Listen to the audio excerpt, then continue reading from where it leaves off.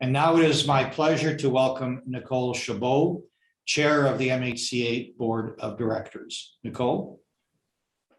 Good morning, Chris, and thank you so much. Thank you to everyone participating today.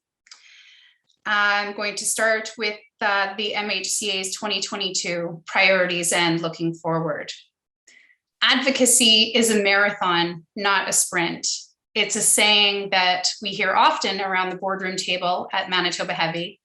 And it's also a phrase that is useful to help keep in perspective the pace and progress of priority files. And with that in mind, I'm happy to report that 2021 has been a year of real tangible progress. I would like to begin outlining MHCA's 2022 priorities by noting one of our key achievements.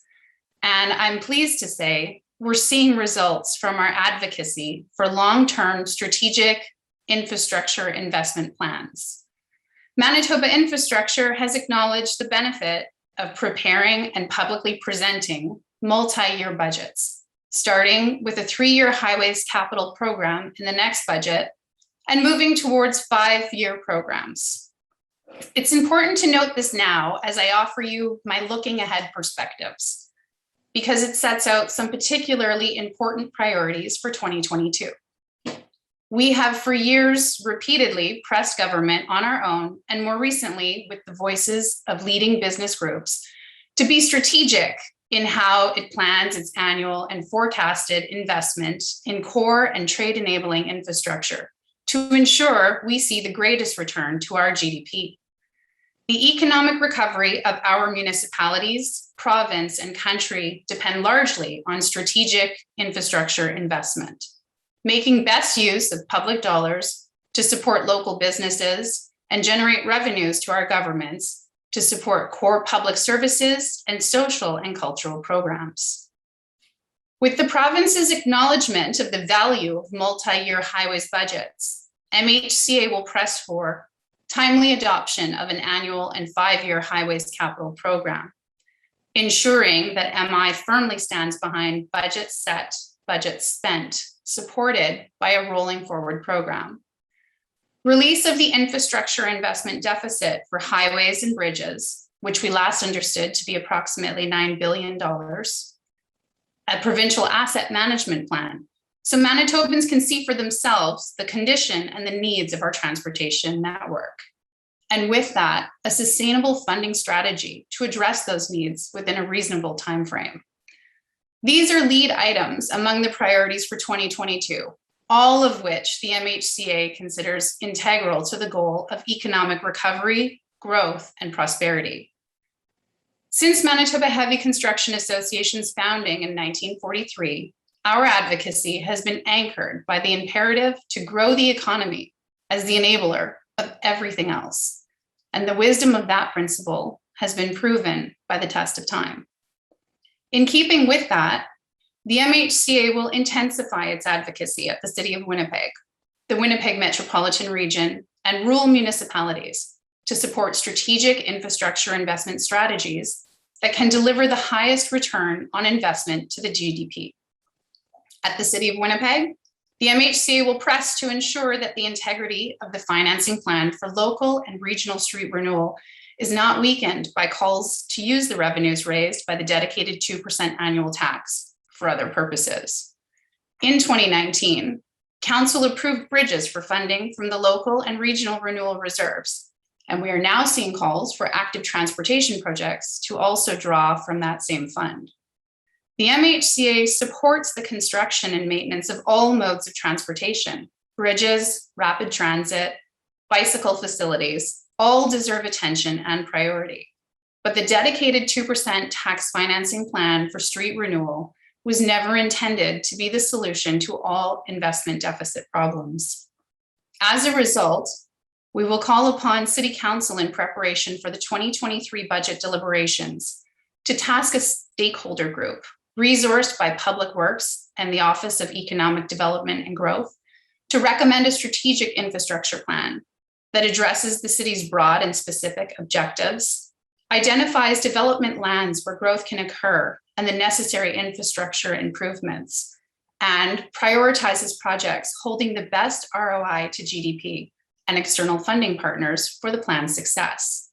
Concurrently, direct the Public Works Department to update the asset and needs of the transportation infrastructure, set out financing strategy options to meet the needs of local and regional street renewal, bridges, and active transportation facilities in a reasonable timeframe, and enable council to begin a public discussion on the resources and revenues required for a long-term sustainable funding plan for infrastructure, as municipalities do not have the taxation tools they need to access adequate revenue resources. The final point underscores why the MHCA will continue to advocate for better sharing of costs in infrastructure funding agreements among the three levels of government to help municipalities pay not just for the construction of infrastructure, but also its maintenance.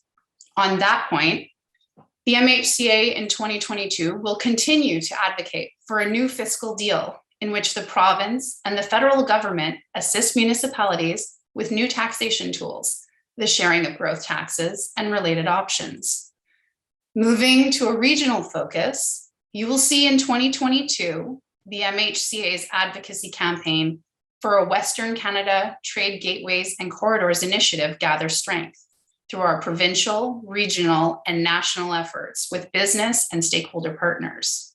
This will go hand in hand with pressing Ottawa for a significant recapitalization of the National Trade Corridors Fund.